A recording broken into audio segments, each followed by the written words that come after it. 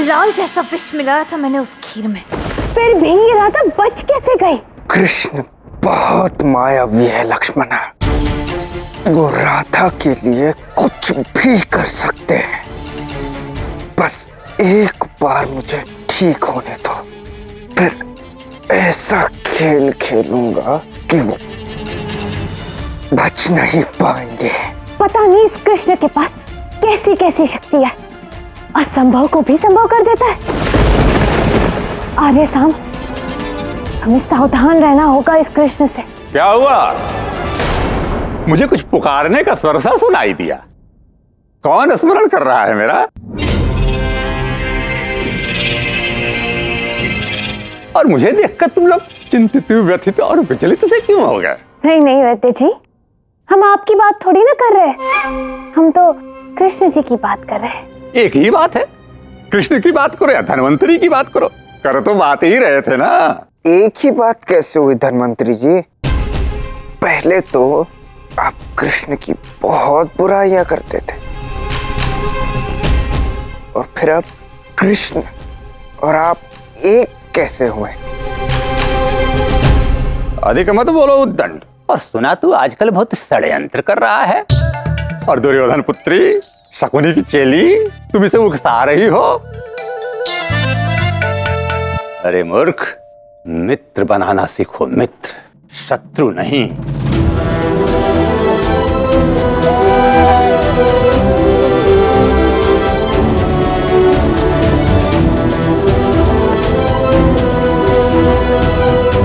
राधा, लेप लगाओ इसे।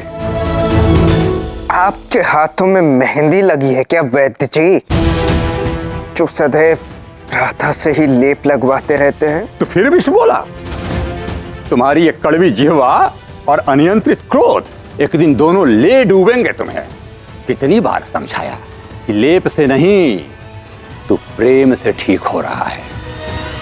वो प्रेम जो राधा के हृदय में है।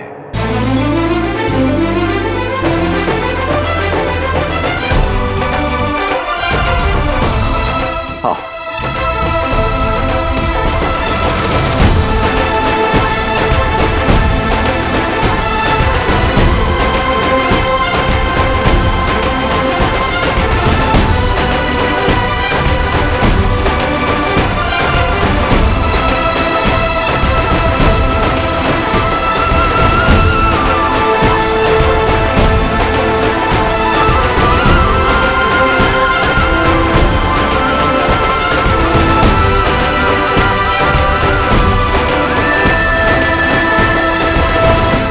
और अब आगे का उपचार राधा ही करेगी।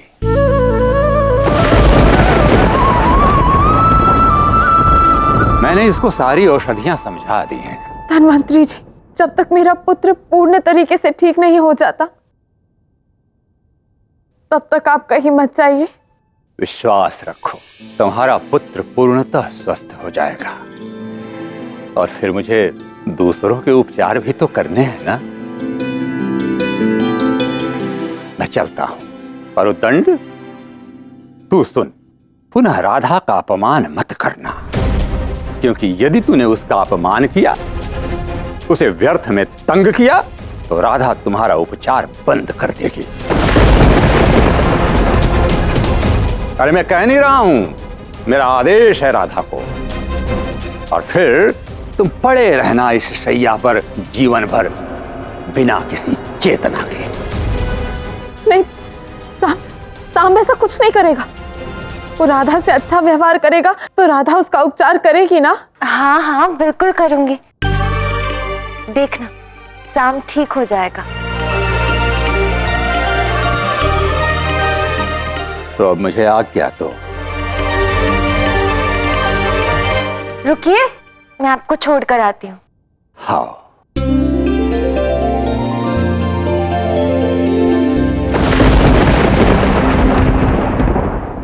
मुझे तुम्हारा ये रूप बहुत स्मरण आएगा कृष्ण। अच्छा, धन्वंतरी का ये रूप इतना अच्छा लगा तुम्हें? और नहीं तो क्या, सताता तो था ही पर हंसाता भी था।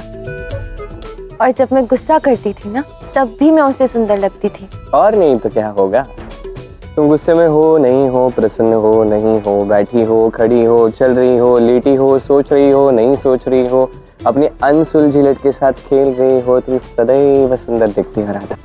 अच्छा, और जानते हो मैं सबसे अधिक सुंदर कब लगती हूँ?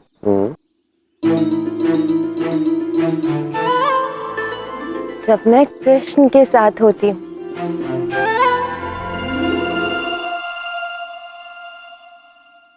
ये धन्वंतरी तो हमें बांध कर चले गए।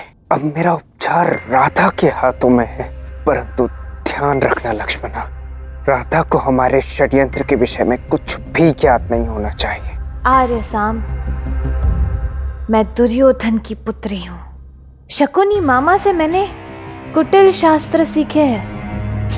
मुझे रोकेंगे? नहीं, कोई और मेरा मोहरा बनेगा अब। कौन? विदर्भराज, रुक्मावती के पिता रुक्मी।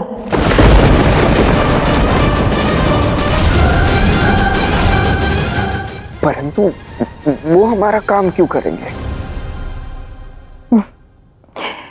क्योंकि हमारे जो श्री कृष्ण है ना, उनसे वो बहुत घृणा करते हैं, क्योंकि कृष्ण ने उनका बहुत अपमान किया। और उससे भी अधिक घृणा बलराम से करते हैं, कि उसे ये लगता है कि कृष्ण बलराम की शक्ति से महान बने। योजना क्या है फिर?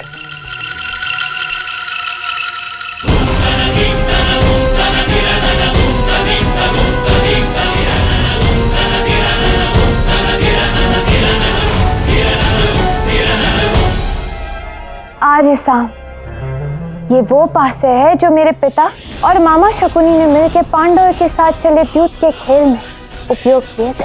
ये पासे मेरे मामा शकुनी के पिता के अस्थियों से बने हैं, और अब इन पे सिर्फ मेरा अधिकार है। और ये पासे वो ही करते हैं जो मैं चाहूंगी। तो फिर इनका क्या करना है? द्युत का खेल एक ऐसा खेल जिसका अंत वैसे ही करेगा जैसा हम चाहेंगे आर्य साम। वैसे ये धन्वंतरी जी जाते जाते बहुत ही अच्छा सुझाव दे गए कि शत्रु नहीं मित्र बनाओ। इसलिए अब मैं अपने शत्रुओं को ही मित्र बनाऊंगा। अपनी छवि जो सुधारनी है, और दूसरा कृष्ण का खेल बिगाड़ने के लिए रुक्मी को तो यहाँ लाना ही पड़ेगा। परंतु कैसे? आप चिंतित ना होना आर्य साम, है योजना मेरे पास। महाराज, यही है वो अपराधी। तो तुम्हें लगता है कि मैं उस बलराम से, उस कृष्ण से डरता हूं, इसीलिए मैंने अपनी पुत्री का विवाह उस कुल में कर दिया। नहीं महाराज, हमें ऐसा नहीं लगता। असत्य है महाराज, यही वो लोग हैं जो एक वृक्ष के नीचे बैठकर ऐसी बातें कर रहे थे। उसी वृक्ष पर इनको टांग दो जब तक इनकी मृत्यु ना आ जाए। रुक्मी की शक्ति का परिचय दो सबको। नहीं महाराज, क्षमा महाराज। ले जाओ इन्हें यहां से। महाराज की जय हो। महाराज, द्वारका के युवराज सांब की ओर से संदेश है।